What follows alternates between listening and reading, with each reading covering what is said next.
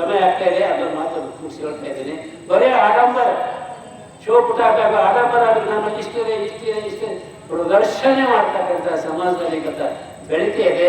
ಅದಕ್ಕಾಗಿ ದೇವರು ಪಟ್ಟಣಗಳು ಕೊಡ್ಲಿ, ಆದರೂ ಕೂಡ ಅತಿಯಾಗಿ ಪ್ರದರ್ಶನ ಮಾಡಬಾರ್ದು.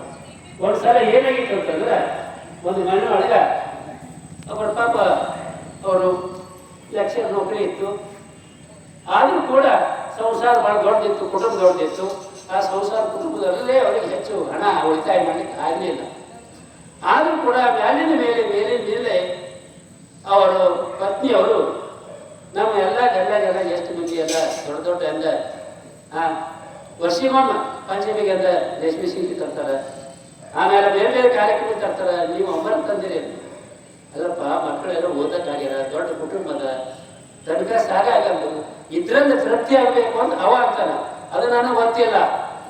ನನಗೆ ಈ ಸಲ ರಕ್ಷಾ ಬಂಧನಕ ಒಂದು ಸೀರೆ ತರಲೇಬೇಕು. ಕಾಟ ಕೊಟ್ಟರು, ಮತ್ತೆ ಉಪವಾಸ ಸ್ಟ್ರೈಕ್, ಇದು ಯಾರ ಮೇಲೆ ಯಾರು ಕಡ ಕಟ್ಟ ಎಲ್ಲ ಸಾಲ ಮಾಡಿ ಮೈಸೂರಿಗೆ ಹೋಗಿ ಒಂದು ರೇಷ್ಮೆ ಸಿಲ್ಕ್ ಸೀರೆ ಸುಮಾರು ಒಂದು 15-20 ಸಾವಿರ ರೂಪಾಯಿದು ತಂದು ಕೊಟ್ಟರು. ಎಂದು ಮಾಡಿ 20-20% ರೂಪಾಯಿ. ಆಗ ಆಕೆ ಎಲ್ಲ ಬಂದು ಉಟ್ಕೊಂಡಳು. ಆಗ ಬಹಳ ಧನ್ಯವಾದಗಳಿಗೆ ಅಂತ ಗಾಂಧಿ ಹೇಳಿದ್ರು. ಇನ್ನು ಈ ಸೀರೆ ಯಾಕ ಈ ಜನ ಸೀರೆ ಇದ್ದಲ್ಲ, ಈ ಸೀರೆ ಊರಾಗೆಲ್ಲ ತೋರಿಸ್ಬೇಕಲ್ರಿ. ಈ ಹ್ಯಾಂಗೆ ತೋರಿಸ್ಬೇಕು? ಸೀರೆ ಬೆಳಿಗ್ಗೆ ಎದ್ದ ತಕ್ಷಣ ಊಟ ಮಾಡಿ ಎಲ್ಲ ಸೀರೆ ಉಟ್ಕೊಂಡು ನೀವು ಒಬ್ಬರ ಮನೆಗೆ ಹೋದ್ರು. ಯಾಕ ಏನು ಮಾಡತ್ತೀರಿ ಅಂತ ಕೇಳಿದ್ರು. ಅಡಿಗೆ ಮಾಡತ್ತೀರಿ ಅಂತಂದ್ರು. ಯಾರೂ ಕೇಳಿಲ್ಲ ಸೀರೆ. ಮತ್ತೆ ಮನೆ ಹೋದ್ರ ಅಕ್ಕ ನೀ ಏನ್ ಮಾಡ್ತ ಅಂತ ಕೇಳ್ಬೇಕು.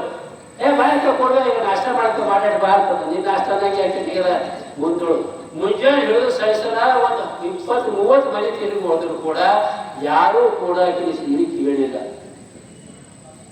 ಆಗ ಆಕೆ ಚಿಂತೆ ಅಂತ ರಾತ್ರಿ ಯಾರು ಮಾಡಲಿ ಅಂತ ರಾತ್ರಿ ಏನ್ ಮಾಡೋದಂದ್ರೆ ಅವ್ರ ಮನೆ ಹಿಂದೆ ಒಂದು ದೊಡ್ಡ ಒಂದು ಕಳಿಕೆ ಬಣವಿ ಇತ್ತು. ಆ ಬಣವಿ ಇದ್ದಾಗ ಕಡ್ಡಿಗೆ ಮುಚ್ಚಿಬಿಟ್ರು. ಏನೈತಿ ಯಾರು ಮನೆಗೆ ಹಾಕ್ಯಂತ ಎಲ್ಲರೂ ಬಂದ್ರೆ ನೀರು ತಗೊಂಡು ಬಂದ್ರೆ ಹಂಗೆ ತಗೊಂಡು ಎಲ್ಲರೂ ತಗೊಂಡು ಬಂದ್ರಿ. ಸಾಲಾಗಿ ಆ ಉರಿದೊಳಗ ಆ ಸೀರೆ ಮಿಣಿ ಮಿಸ್ತಾಯ್ತು. ಬಾಜುಕಿ ಅಂದ್ರೆ ಅಕ್ಕ ಈ ಸೀರೆ ಯಾವಾಗ ತಗೊಂಡು ಏನ್ ಕೇಳ್ದು? ಇದೇ ಮಾತು ಮುಂಜಾನೆ ಕೇಳಿದ್ರೆ ಗಂಟೆ ಹಾಕೊಳ್ತಿತ್ತು. ಕೇಳಿದ್ರೆ